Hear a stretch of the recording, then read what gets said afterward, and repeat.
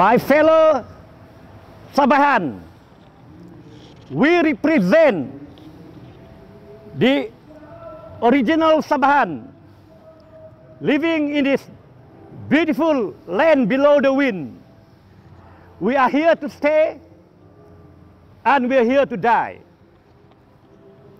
Our ancestors has been living here for centuries. But lately, a lot of things had happened. A lot of things has changed. We can no longer dream of a truly Malaysia. And sometimes we ask ourselves, are we Malaysian? Sometimes we ask this question, where are the promises given to us during the signing of the Malaysian Agreement 1963? Our forefathers fight for this land with one mission and one vision, that is to ensure equal opportunities and bright future of our future generation in terms of education, employment, economy, security, and religious freedom. But seems to me that we are going into a wrong direction. One of our greatest concerns here is the fear of racism and religious extremism that is slowly assimilating in our culture. And we believe that this is equally the concern of our Yang di-Pertuan Agong and our Prime Minister, Datuk Sri Anwar Ibrahim. We have no problem of our neighbor professing whatever religion and belief, but religious extremism, I say one more time, religious extremism has no place in Sabah and Sarawak. Yeah. We don't want religious extremism to destroy our unity. Yes. We don't want religious extremism to dictate us what to do. Yes. And what not to do. What happened in KK Mat will happen to us in the near future if we are not careful. So please, I beg all Sabahan, time to wake up. Time to wake up and get this message moving all around Sabah. We still remember during the previous Unduk Ngadau, where one lawyers likened the Unduk Ngadau as a exotic display of cattle for auction. And we all unite, all of us unite to condemn and ask for apology and forgive. We all agree that such move is a good move. But when it comes to religious extremism, why are we silent on this issue? Please, I beg everybody, come fight for this issue. We demand our Chief Minister to pass a motion in the coming Dewan Undangan sitting to condemn the action of the UMNO youth leader to stop all this nonsense and don't drag Sabah and Sarawak into this, as we are different from them.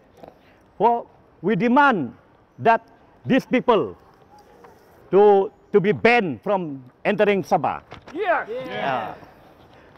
We demand our MPs, our ADUN, our representatives, regardless of they are in the government or they are in the opposition, to condemn such things like religious extremism and racism. We demand the authorities to charge and prosecute a person or any preacher or any preachers to instill hatred and religious sentiment, as actually this is not conducive to nation building. We should be progressing towards modernization and not regressing back to the Middle Ages. Yeah. So please, okay. You see how much opportunities we had lost due to racism and religious bigotry. Our ringgit plummeted to an unimaginable level. Corruption is still rampant, and there are many problems we are facing in Sabah. Our cost of living index is one of the highest. Our cost of living index is one of the highest, and poverty is also one of the highest. And we cannot even enjoy a regular supply of clean water to our home. And power supply is often disrupted. How can we attract foreign investment to come when we have this thing to offer? Sabah is supposed to be the richest state in the wilayah. We have oil and gas. We have a vast area of palm oil. We have timber. We have mineral, and we have attractive spot of tourist attraction.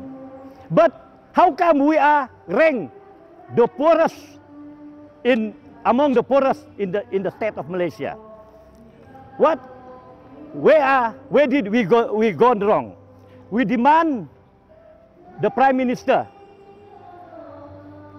to honor the implementation of the 40% revenue, which they never gave it to Sabah. And we demand the Prime Minister to respect the Malaysian Agreement 1963 in the formation of Malaysia. Let me remind all Malaysians, there is no Malaysia in the world map if not for Sabah and Sarawak. So please, read and learn the history. I am worried. I am very worried. We are all very worried. The world is worried, and so do you. If our Prime Minister, Datuk Seri Anwar Ibrahim, can honor all these demands, then we can consider him the best Prime Minister we ever had. Berapa sudah Prime Minister yang kita lalui, tetapi satu pun belum lagi tunaikan hak-hak Sabah. So, to all Sabahan, think carefully, because if we do not think, if we just left this thing lightly, then who else? Nobody else will help us. We need to help ourselves. So, lastly, tuan-tuan dan puan-puan, we wish all our Muslim brothers Selamat Hari Raya. Thank you very much. Yes.